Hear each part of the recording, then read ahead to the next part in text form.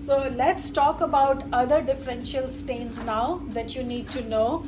So the second one would be acid-fast staining.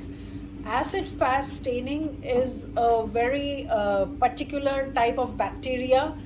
We perform that staining only very particular kind of bacteria. These are those bacteria that contain a very unique chemical inside their cell wall, and that is called mycolic acid.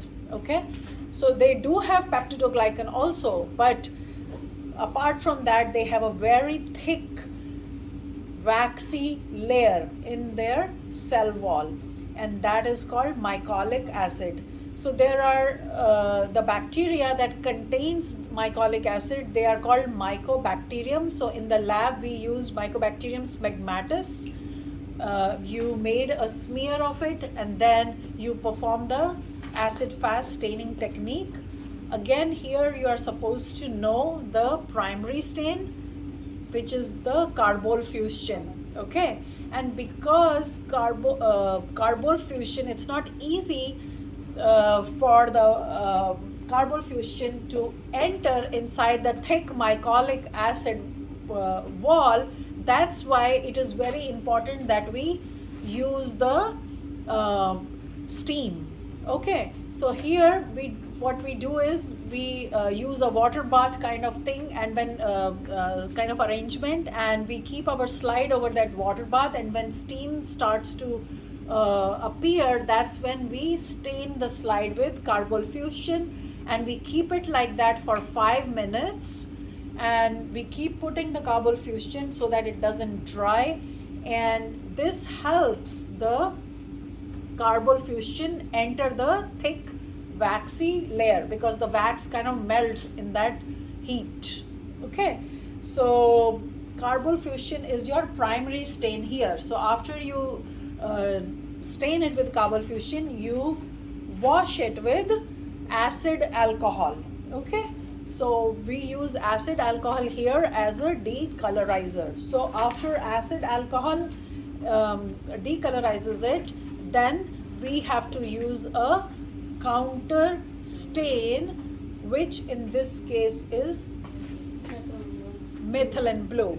So we use methylene blue. So methylene blue is going to stain the vegetative cell, the non-acid fast cells. So acid fast bacteria will stain pink, hot pink color of the carbol fusion, whereas the non-acid fast cells will appear blue in color under the microscope.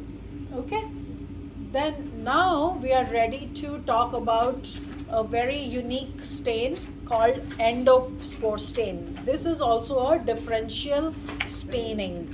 Okay, endospores are very thick spores which have a very thick wall, 3 to 4 layered wall, and they are formed during unfavorable conditions or stressed out conditions. Okay, so again, because they are very hardy, that's why we need to give them some steam so that the stain can penetrate through the thick walls of the endospore.